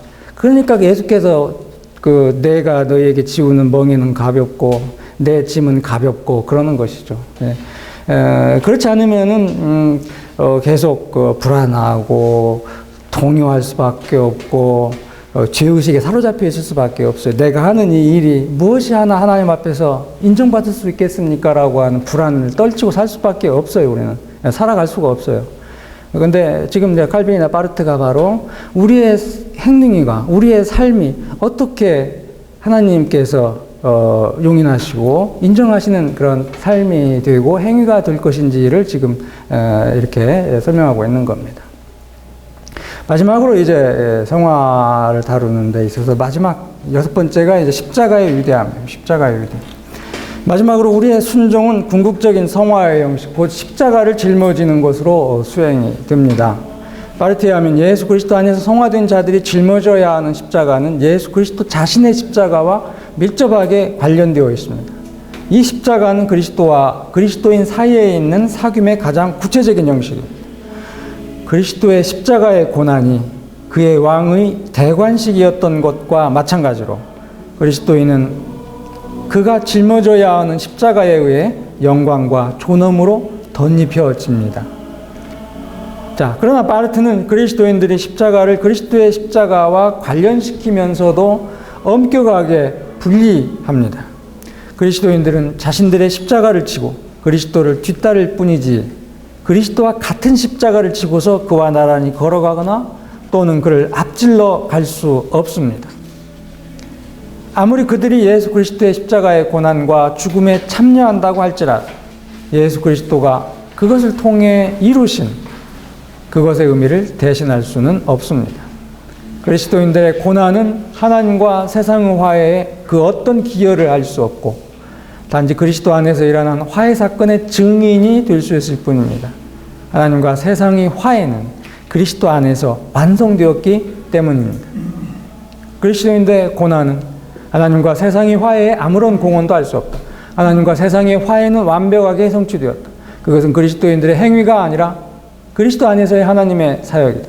그러므로 그것은 그리스도인들의 고난에 의해서 곧 또 다른 골고다의 사건에 의해서 결코 보충될 필요가 없다. 그리스도는 십자가에서 하나님과 모든 사람들로부터 버림을 받았습니다. 그러나 그리스도인들의 십자가는 그들이 하나님으로부터 한 번 더 거부되어야 한다라고 하는 걸 의미하는 것이 아닙니다. 왜냐하면 그리스도가 그들 자신이 받아야 할 겁으로서 하나님에 의해 이미 버림받음을 당했기 때문이다라고 하는 거죠. 물론 그리스도인들은 사람들로부터 거부를 받기는 합니다. 그러나 예수와 같이 모든 사람들로부터 거부를 받지는 않습니다. 최악의 경우에도 단지 많은 사람들 혹은 다수의 사람들에 의해서 그것도 완전히 무죄한 자로서가 아니라 단지 죄가 있는 자로서 유죄한 자로서 거부를 당할 뿐이다 하는 거예요. 이것이 이제 그리스도의 십자가와 그리스도인들의 십자가 사이에 있는 명백한 차이점이다라고 말합니다. 바르트에 가면 이와 같이 그리스도의 십자가와 그리스도인들의 십자가 사이에 있는 유사성은 큰 차이가 있는 유사성입니다. 그러나 이 둘 사이에는 크고 확고한 유사성, 명백한 유사성이 있는 것이 사실입니다. 바로 이러한 유사성 때문에 그리스도인들이 짊어지는 십자가의 존엄에 대해 말할 필요가 있다고 합니다. 그리스도인들은 누구든지 나를 따라오려거든 자기를 부인하고 제 십자가를 지고 따라오라. 이런 그리스도의 부르심에 응답하고 자신의 십자가를 짊어지고 그를 따라갈 때 그들은 예수 그리스도의 부활의 영광에 동참하고 그의 성화에 참여할 수 있게 된다라고 말하죠. 이런 점에서 십자가를 지는 것이 바로 성화의 완성이다. 이렇게 말하고 있습니다. 이어서 이제 마지막으로 십자가의 유익함에 대해 말합니다. 그것은 우선 그리스도인들을 겸손하게 합니다. 그리스도를 뒤따라서 작은 징계를 함께 받음으로써 예수께서 우리를 위해 받으신 큰 형벌을 기억하고 감사하는 데 유익합니다. 십자가는 그리스도인들의 신앙과 복종과 사랑을 확고하게 하는데 기여하고 그렇게 그들이 그리스도인의 실존을 입증하고 정화하고 그의 선한 행위를 나타낼 수 있는 기회와 능력을 부여해 줍니다. 예. 이렇게 이제 하고 좀 질문 있으면은 뭐 좀 질문하고 좀 일찍 정리를 오늘은 좀 하려고 생각하고 있습니다. 네, 질문 있으면 질문하시죠. 이 성화는 뭐 너무나 명백하고 명확하니까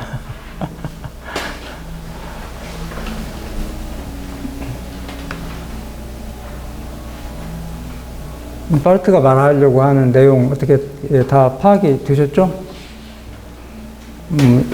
평소에 알고 계시던 것하고 조금 뭔가 이렇게 좀 차이가 나는 거랄지. 아까 지금 바르트가 칼빈을 많이 지금 인용을 하고 다른 부분에서보다도 성화를 이야기할 때 거의 뭐 여기서만 집중적으로 인용하거든요.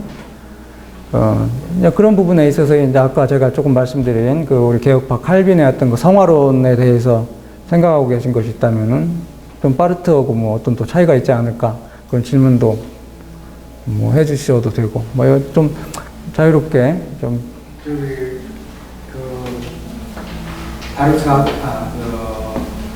바르트가 칼빈의 이렇게 하는데 그리고 이제 반영하냐 말씀을 해주는데 루터하고 칼빈의 그 어떤 차이가 있나요? 성화에 있어요. 이제 이 종교개혁자 중에서 이 성화를 이제 가장 잘 드러내고 강조한 분이 이제 칼빈이에요.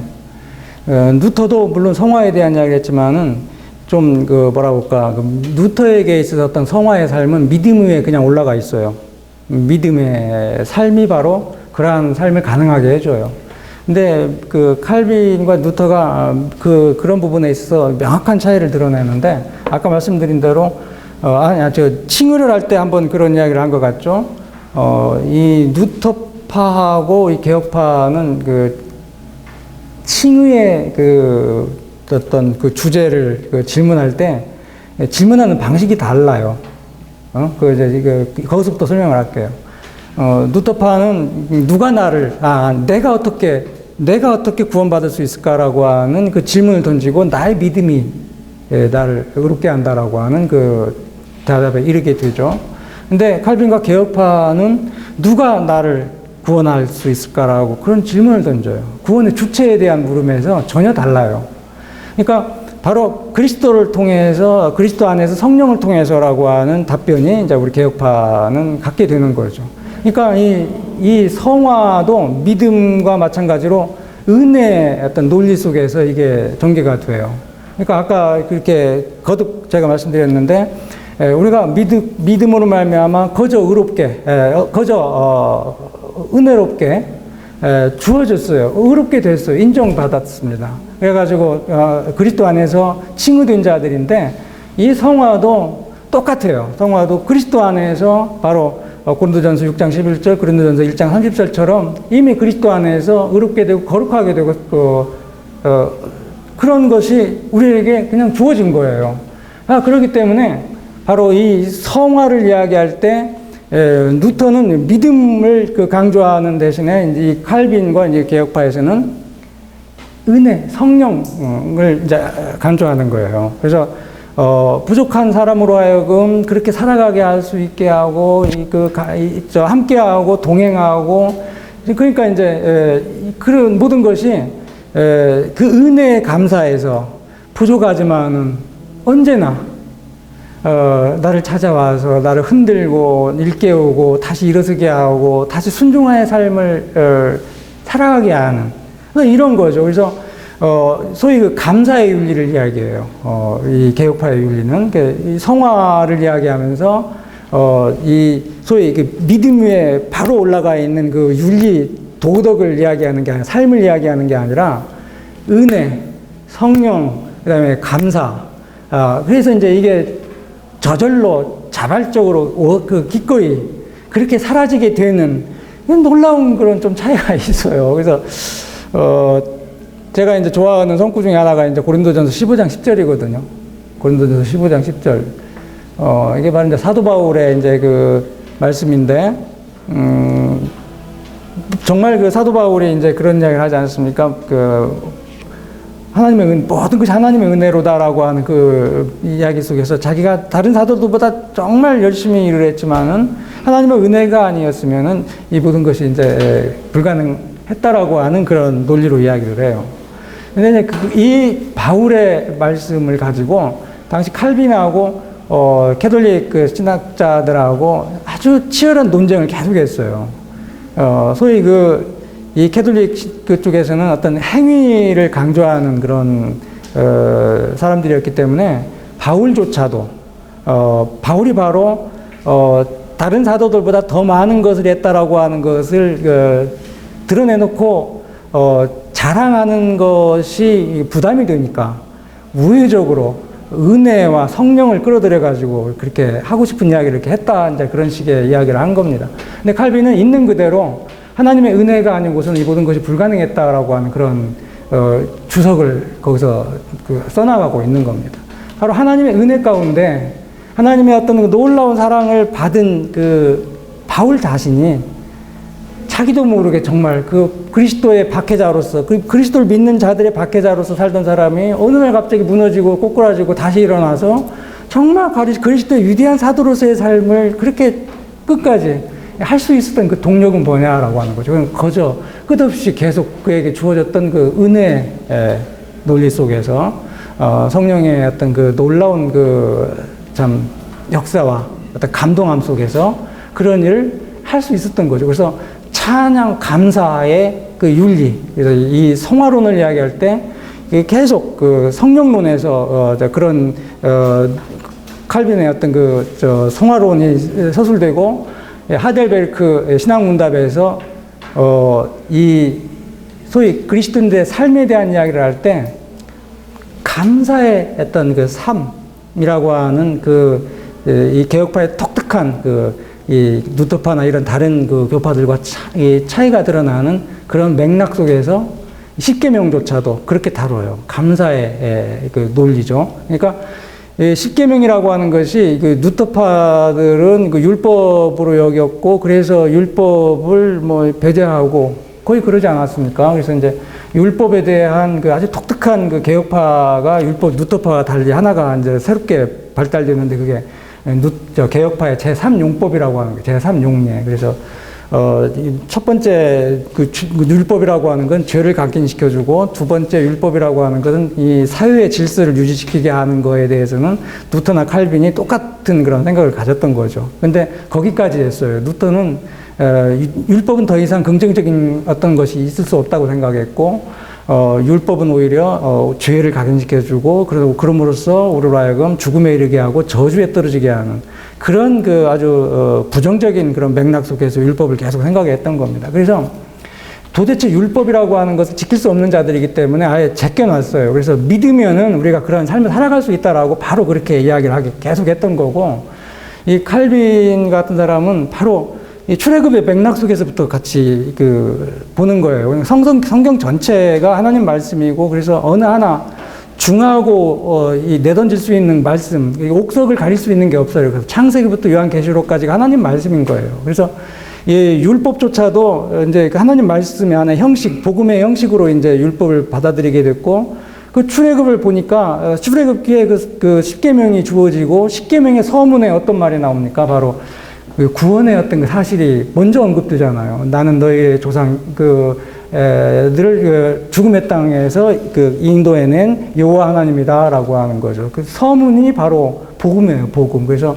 복음이 앞서요. 그래서 복음이 앞서고 이제 율법이 이제 따르는데 바로 우리를 구원하신 그 하나님을 우리가 어떻게 섬기고 이 이웃과 질서 있게 삶을 살아갈 수 있을까라고 하는 것이 바로 율법으로 이제 받아들인 거죠. 그래서 이 율법을 어떻게 지킬지, 이걸 어떻게 해야 할지에 대해서는 그 세부적인 그런 규정 같은 것은 없어요.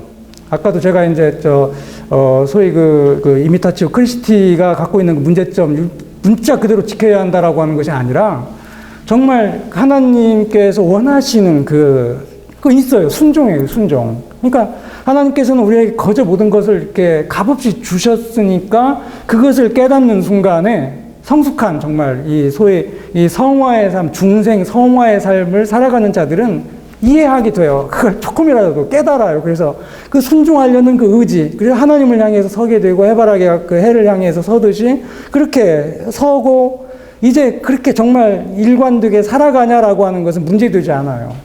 매일 그렇게 설 수 있냐가 중요해요. 매일 그렇게 서냐라고 하는 거죠. 자발성, 어떤 시키지 않아도 어떤 당위적인 것이 꼭 해야 하는 것이 아니라 성경에서 그와 같은 놀라운 하나님의 사랑과 그런 것들을 우리가 대하니까 스스로 결단하고 그렇게 살아가게 되는 거. 그걸 계속 가르치고 계속 이야기하고 그러는 거예요. 그래서 감사의 윤리, 신앙윤리, 엄밀하게 좀 이야기하면 신앙윤리면서도 이제 그 찬미윤리고 감사의 윤리고 그냥 그런 거죠. 그래서 좀 그런 식으로 미묘하게 좀 이렇게 차이가 나요. 그러니까 누터파들은 믿으면 그렇게 된대요. 근데 우리는 그렇게까지는 할 수가 없어요. 우리는 믿어도 안 돼요. 그래서 이 바울이 이제 7장 로마서 7장과 8장을 보면은 이제 그런 참 유명한 바울의 고백이 나오잖아요. 바울과 같은 그 훌륭한 사람이 내적인 갈등 속에서 날마다 씨름하잖아요. 영적으로는 원하되 육적으로는 불가한 어떤 그런 현실 속에서 고뇌하면서 울부짖어요. 내가 어떻게 구원받을 수 있을까라고 하는 참 탄식을 하면서 사투할 때 8장으로 넘어가면서 오라 생명의 성령의 어떤 법으로 말미암아 내가 구원받을 수 있겠구나라고 하는 그런 찬양을 이렇게 돌리게 되죠. 그러니까 우리 인간은 아무리 알고 아무리 깨달아도 지금 여기에서 우리가 계속 그렇게 반복적으로 살펴봤듯이 죽었다 깨어나도 무슨 성화된 자들이라고 이미 우리는 아직도 불교라고 아직도 더럽지만은 이미 거룩한 백성 성도라 일컬음을 받는 자들 아닙니까? 그것처럼 우리는 성도이지만 우리의 삶은 여전히 나태하고 우리의 삶은 여전히 부족해요. 그렇지만은 이 성령께서 계속 우리와 함께 하시고 우리를 일깨우시고 우리를 흔들어서 각성케 하고 하나님을 바라보게 하고 하기 때문에 부지불식간에 그걸 다시 한번 생각하고 하나님 감사합니다라고 그렇게 살아갈 수 있는 그런 소망이 생기고 그렇게 또 살아가게 되는 거죠. 네, 그걸 이야기해요. 이 성화편에서. 조금 장황하게 좀 이야기를 했습니다만 요는 그런 거예요. 예. 그냥 본 텍스트하고 연결이 될지는 자세히 모르겠지만, 사실은 이번 테마는 이제 성화에 대한 부분이나 그 전에 인간의 죄와 관련해서 이제 나태라는 부분이 항상 같이 연결이 돼서 가거든요. 그냥 생각을 해보는데 이 칭의와 성화라는 것이 법적인 측면은 없는지, 아까 율법을 말씀하셨지만 법적인 개념은 아닌 건지라는 생각을 잠시 해봤고요.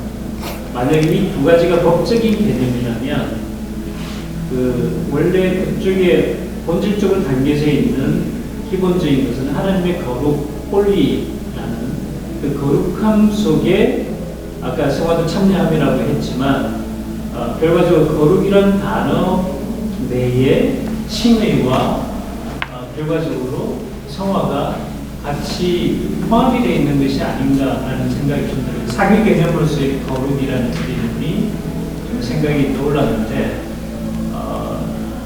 그게 맞는 건지 이 두 가지 질문입니다. 좀 더 올라가서 예수 그리스도 하나님이시고 인간이신 예수 그리스도를 지금 계속 풀어오잖아요.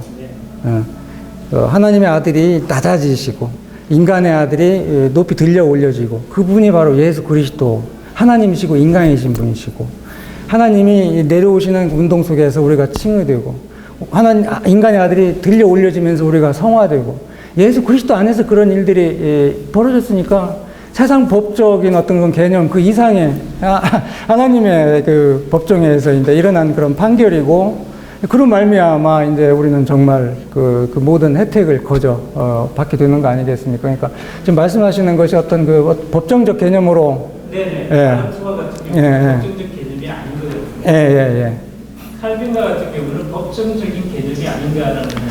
칼빈도 안 그래요. 칼빈도 법을 전공한 사람이긴 하지만은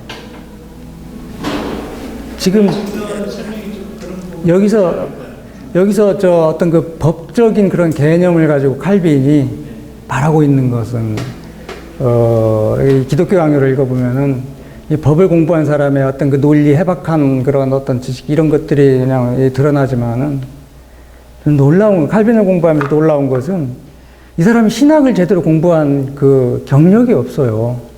근데 이 사람은 인문주의자였기 때문에 교부들을 공부했고 헬라어, 히브리어, 라틴어 고전어들을 엄청 공부를 한 거예요. 그래서 그런 고전어들을 통해서 교부들의 그 많은 문헌들을 완전히 통달할 수 있었던 거죠.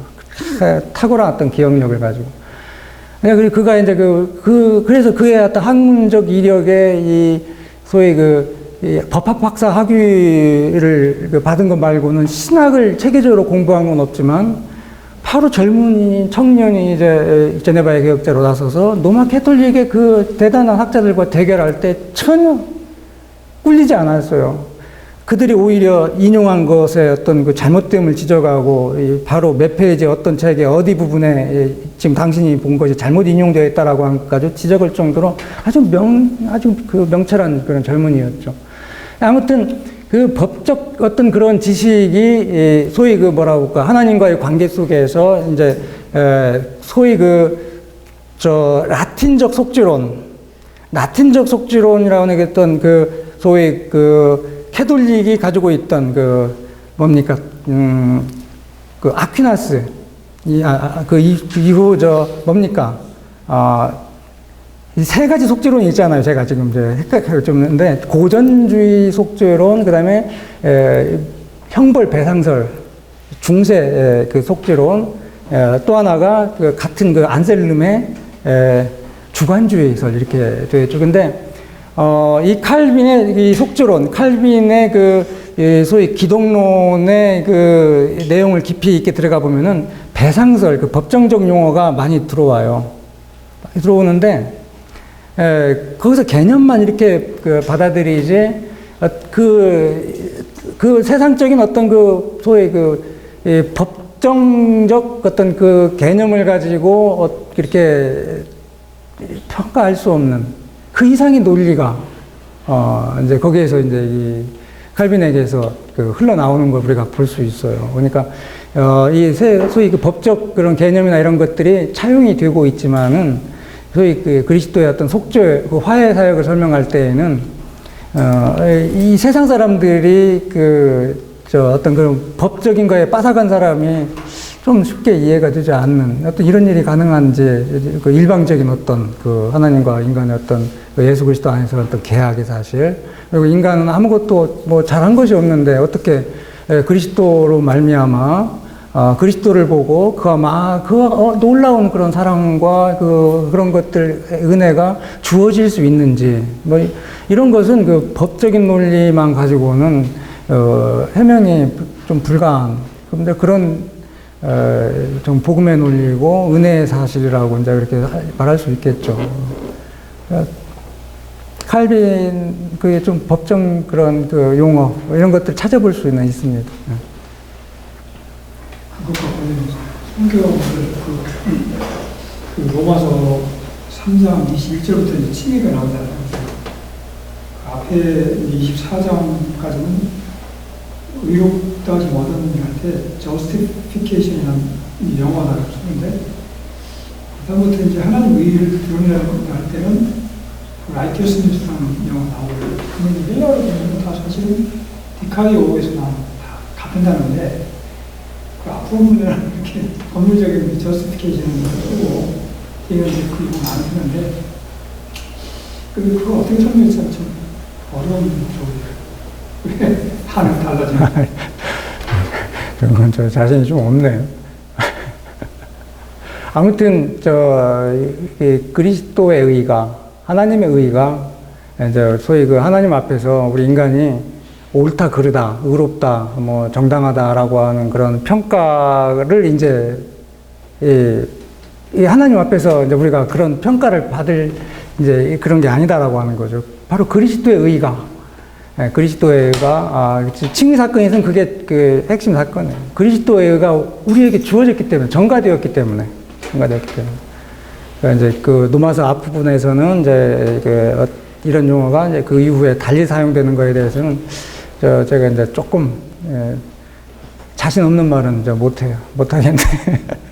제가 사실 질문한 의미는 뭐냐면, 칭의는 법적인 개념이 굉장히 강하잖아요. 예. 근데 성화가 그 법적인 개념, 칭의와 같이 법적인 개념을 가지고 있는지, 혹시 특히 이제 마르트는 안 그렇지만 칼빈과 같은 경우는 성화를 법적인 개념의 의미를 좀 더 두는 게 있는지 제가 잘 몰라서 그래서 사실은 이제 그 질문을 사실 드렸습니다. 네, 좀 이제 통하네요. 왜냐하면 맞아요. 이게 이 신학에서는 지금 사실은 다루어지지 않고 있지만 그 홉스의 리바이어던의 3부하고 4부를 보시면 그 하나님의 주권 개념이 시작을 하거든요. 하나님의 주권, 하나님의 언약, 거기서부터 소위 하나님의 시민권이 법적인 개념으로 나오고 그 하나님의 시민권을 획득하는 사건이 칭의 사건이라고 사실 보거든요.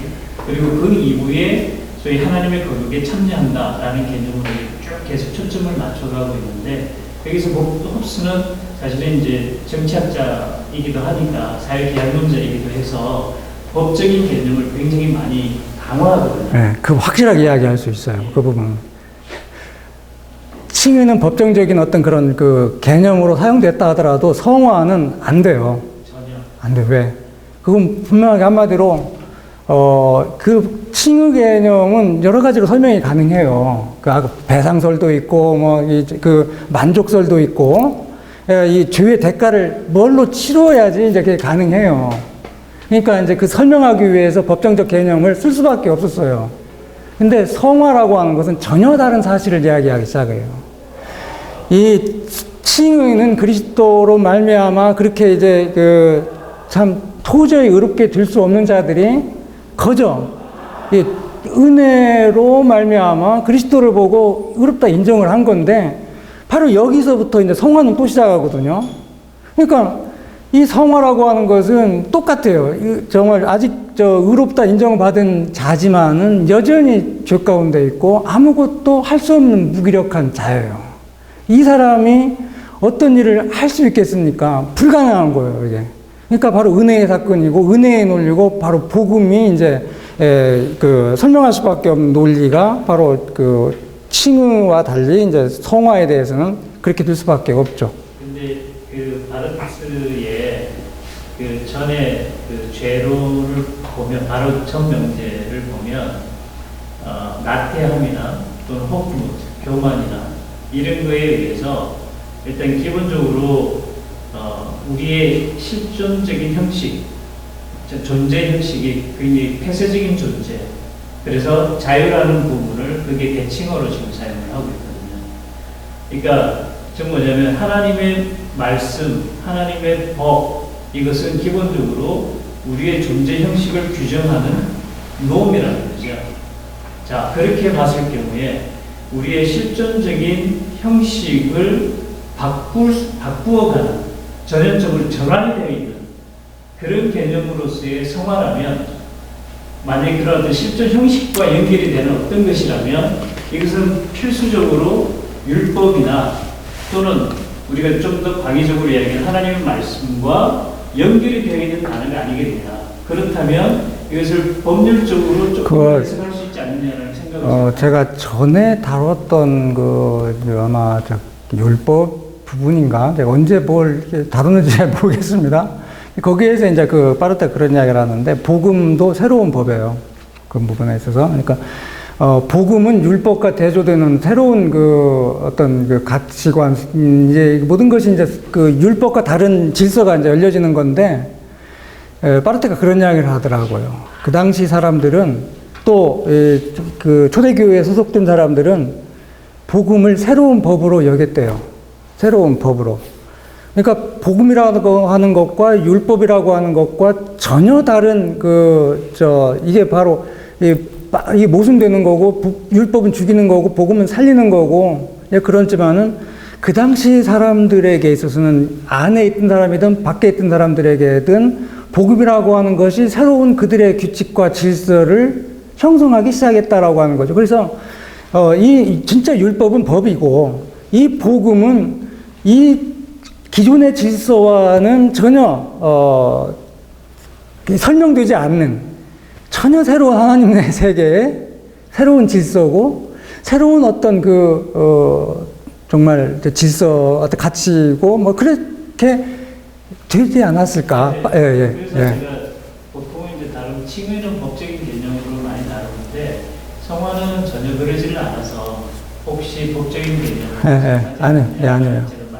제가 제가 알기로는 아닙니다. 예, 사실은 로마서를 읽어가면 로마서가 맨 처음에는 율법을 얘기하다가 율법의 가장 근본적인 것이 바로 그것도 또한 마음의 법이다라고 진행을 하고요. 그 마음이 율법이 주어지지 않는 자들에게, 그러니까 즉 마음의 법의 보편성을 이야기하는 거죠. 로마서에서. 그 다음에 율법이 주어지지 않는 자들에게는 뭐가 주어지냐면 사망이 주어지거든요. 보편성으로서. 그래서 결과적으로 그 마음의 법이라고 하는, 또 그것이 또 그 가지고 있는 보편성, 율법을 가지고 있는 자들에게는, 그다음에 율법을 가지고 있지 않는 자들에게는 죽음의 보편성을 이야기하면서 거기서 새 아담을 이야기합니다. 즉 아까 이전의 그거에서 죄론에서 인간의 어떤 폐쇄적 존재로서 규정이 되는 인간의 죄의 그 폐쇄적 존재 자체가 바로 율법이 주어진 자들에게 마음의 법으로서 그들에게 법으로 주어져 있고, 그 다음에 죽음을 극복하는 어떤 새로운 존재, 실존 형식이 주어져 있기 때문에, 만약에 우리가 칭의라는 부분을 법적으로 해석을 했는데 성화는 왜 법적으로 해석하지 않느냐라는 질문을 당연히 할 수 있지 않을까라는 생각이 좀 들어서, 사실은 혹시 칼빈은 또 법적인 개념으로 좀 딱딱하게 많이 푸니까, 그래서 성화를 혹시 법적인 개념으로 앞으로 네, 전혀 그렇지 않습니다. 제가 본 바로는 그렇지 않았습니다. 성화를 살아간다는 것 자체가 기적이에요. 칭의도 마찬가지로 이제 아까도 말씀드렸지만 율법으로부터 자유고, 칭의조차도 법정적 개념으로 설명할 수 없는, 그러니까 어떻게 무죄 선고가 앞서요, 우리는. 이 사람이 법에, 이제 법정에 가면은 이 사람이 아무 개가 죄가 없다라고 선고가 돼야지 그때부터 무죄가 선고되는 건데, 우리 기독교인의 어떤 이 비밀은 이미 무죄 선고가 앞서 있어요. 이미 예수 그리스도 안에서. 그리고 이제 우리가 무죄한 자가 되는 거예요. 무죄 선고가 앞서 있는 그런 자들이죠. 그러니까 물론 이 칭의에는 법적 그런 용어나 이제 개념이 이제 이렇게 따를 수밖에 없지만, 죄진자가 이제 없다는 판결을 받아야 하니까. 근데 이 성화라고 하는 것은 우리는 그렇게 살 의지도 없고, 뭔가 이렇게 율법이라고 하는 것이 우리에게 주어졌어요. 그게 구약시대에는. 근데 이 복음은 새로 우리에게 무슨 어떤 정확한 규칙과 어떤 그 규율을 우리에게 부여해가지고 이대로 살아가야 한다라고 하는 그것이 주어진 것이 아니라, 쉽게 말하면은 이 자율적이고 자발적인 어떤 삶이 어떤 나오게 하는. 그래도 저희들이 동시적인 사건이지만 어떤 성화의 시기에 있어서 우리가 경미한 죄를 저지르잖아요. 그래서 했을 때 우리에게 주어지는 요구되는 점이 회개하라라는 부분이 나오는데, 그 회개하라라고 소위 임퍼라티브로 우리에게 주어져 있는 그것이 바로 명령이고 계명이기 때문에, 그렇다면 우리가 흔히 성화라는 단계에 있는 가운데 있어도 여전히 우리는 하나님의 법 속에 따라서 그 하나님의 법이 곧 말씀이고 계명이잖아요. 그 계명이 존재하기 때문에 그래서 우리가 회개를 하잖아요.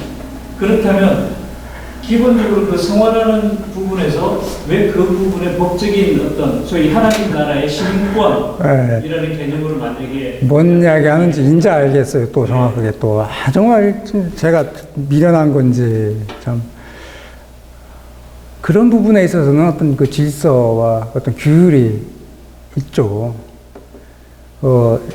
이 성화라고 하는 것을 이제 그 어떤 그 규칙과 어떤 이 뭔가 이렇게 법에 따라서 단계적으로 이렇게 해야 한다라고 하는 것을 이 어떤 프로그램화된 어떤 이게 우리에게 그 율법, 그 유대 공동체처럼 주어진 게 아니에요. 새 법을 주셨잖아요. 하나님 마음의 법이 그러니까 법이라는 개념이죠. 그렇죠. 그건데 소위 그 세상 법적 어떤 그 아까 justification이라고 하는 법정적 개념, 이 법정에서도 다루는 어떤 그런 것과 좀 다른 차원의. 그러니까 자유라고 하는 것은요, 이렇게 한번 이야기할게요. 이 칭의를 우리가 받았잖아요. 그럼 이 칭의는 아무것도 하지 않을 그 자유를 보장해주는 칭의예요. 진짜. 정말 그리스도 안에서 자유롭게 되었다. 첫 번째 칼빈이 말하는 율법으로부터 자유롭게 됐다라고 하는 것은 진짜 자유한 자예요. 이 율법으로부터 자유는 아무것도 안 해도 되는 자유함이에요. 그거예요. 한편의 그런 자유가 칭의로 우리에게 얻게 된 자유예요. 그래서 정말 법을 유한하고 어떤 행동도 이제 할 수 있는 그런 자가 됐어요. 전혀 유보나 어떤 제한이 없는 자유를 하나님께서 주신 거예요. 이 칭의 사건이에요. 근데 성화는 어떤 것이냐면은, 마찬가지로 율법의 강요로부터의 자유함을 이야기하고 있거든요. 그러니까 하나는 율법으로부터 그냥 자유고 또 하나는 율법의 강요로부터의 자유라고 하는 것은 이 성숙한 어떤 신앙인이 이제 칭의된 사람이 아까 출애굽된 공동체가 하나님으로부터 계명을 받아가지고 하나님을 어떻게 섬기고 이웃을 어떻게 사랑해야 할지 그 어떤 그 방법론을 받았다. 삶의 방법론을 받은 것이 율법이다라고 한 것처럼 이 성화는 이제 그러한 이 사람들로서 성숙한 하나님을 향해서 이웃을 향해서 어떻게 살아가야 할지에 대한 아주 구체적인 이제 임무를 받은 사람이에요, 이 사람은. 근데 문제는 이 사람이 어떤 그 당위에 의해서 그렇게 살아가라고 하는 구체적인 프로그램이 입력되어 가지고 이제 어쩔 수 없이 이제 칭의 받았으니까 빚졌으니까 이제 이렇게 빚을 갚으면서 살아가야 한다라고 하는 개념이 전혀 아니다라고 하는 거예요. 아니 교수님. 그 계속 이게 지금 뭐가 교수님께서 말씀하시는 법이라는 그거는 아마 제가 지금 말씀드린 마음의 법. 그 다음에 하나님의 말씀, 하나님의 계명으로서의 법, 이 부분하고는 조금 다른 것 같아요. 네, 그 부분은 왜냐하면 하나님의 법, 어떤 성문으로서 우리에게 주어져 있는 그 법을 얘기하는 것이 아니고. 그러면 아니 저도 그걸 이야기하는 거 아니에요. 그 법이 아니고. 그 생명의 성령의 법을 이야기하는 거예요. 이것은 법적인 그러니까 분명하게 그건 세상 법에 관계 없는 거예요. 그거. 그렇죠. 제가 세상. 근데. 그래서 제가 이제,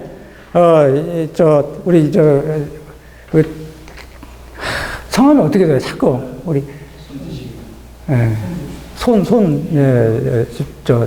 그 직하면 집사님이죠요? 집사님 이상 아시아예요.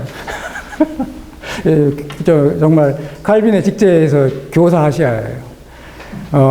정말, 좀 구별을 이렇게 해야 해요, 구별을.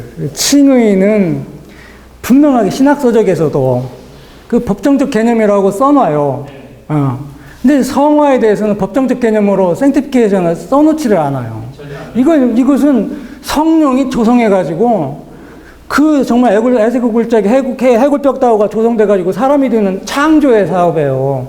그렇기 때문에 이제 이것은 정말 새로운 역사예요. 그러니까 마음의 법이라고 하는 것이 이제 설명될 수 있겠죠. 생명의 성령의 법. 성령으로 말미암아 그렇게 살아갈 수 있게 되는 거예요.